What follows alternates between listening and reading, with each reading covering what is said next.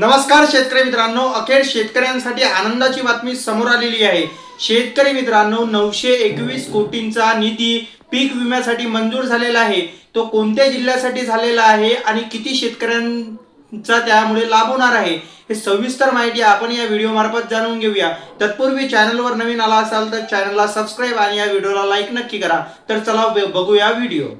राज्यातील पीक विमा योजनेअंतर्गत नुकसान झालेल्या शेतकऱ्यांसाठी एक मोठा आणि अत्यंत दिलासादायक निर्णय घेण्यात आलेला आहे। शेतकरी मित्रांनो, तो निर्णय कोणता आहे ते बघूया।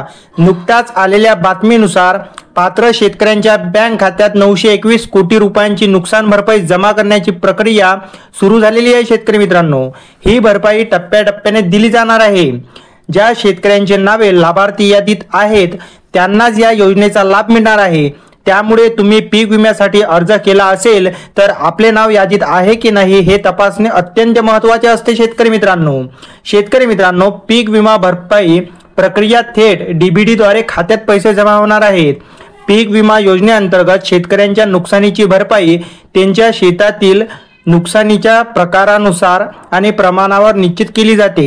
ही रक्कम थेट आणि पारदर्शक पद्धतीने दिली जाते। शेतकरी मित्रांनो, पेमेंट पद्धत ही रक्कम थेट डायरेक्ट बेनिफिट ट्रान्सफर डीबीटी प्रणालीद्वारे शेतकऱ्यांच्या आधार संलग्नित बँक खात्यात जमा केली जाते। शेतकरी मित्रांनो, याचे फायदे काय आहेत?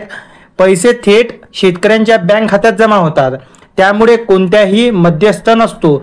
भ्रष्टाचार मुक्ती, मानवी हस्तक्षेप कमी असल्याने भ्रष्टाचार टाळला जातो। शेतकरी मित्रांनो, वेळेची बचत कशी होते ते बघूया।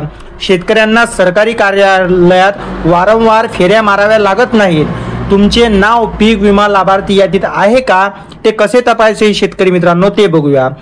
तुम्ही पीक विम्यासाठी अर्ज केला असेल आणि तुम्हाला तुमच्या दाव्याची स्थिती तपासायची असेल तर तुम्ही खालील 2 सोप्या पद्धती अधिकृत पद्धतीने वापरू शकता। शेतकरी मित्रांनो, त्यातली पहिली पद्धत काय आहे तर कृषी सहाय्यक किंवा तलाठी यांच्याशी संपर्क साधणे गरजेचे आहे। तुमच्या गावातील कृषी सहाय्यक किंवा तलाठी यांच्याकडे लाभार्थी यादीची अधिकृत माहिती उपलब्ध असते। तुम्ही त्यांच्याशी संपर्क साधून तुमचे नाव यादीत आहे का हे विचारू शकता। शेतकरी मित्रांनो, दुसरा मुद्दा काय आहे, दुसरे तुम्ही कसे विचारू शकता ते बघूया। अधिकृत वेबसाईटवर जाऊन, म्हणजेच राज्य सरकारची कृषी विभागाच्या किंवा पीक विमा योजनेच्या PM फसल विमा योजना अधिकृत पोर्टलवर भेट देऊन तुम्ही ते तपासू शकता। पोर्टलवर तुमचा अर्ज क्रमांक किंवा आधार क्रमांक टाकून तुमच्या खात्याचा स्टेटस सुद्धा तुम्ही तपासू शकता। शेतकरी मित्रांनो, तुम्हाला जर हा व्हिडिओ आवडला असेल तर चॅनलला सबस्क्राइब आणि व्हिडिओला लाईक नक्की करा। धन्यवाद।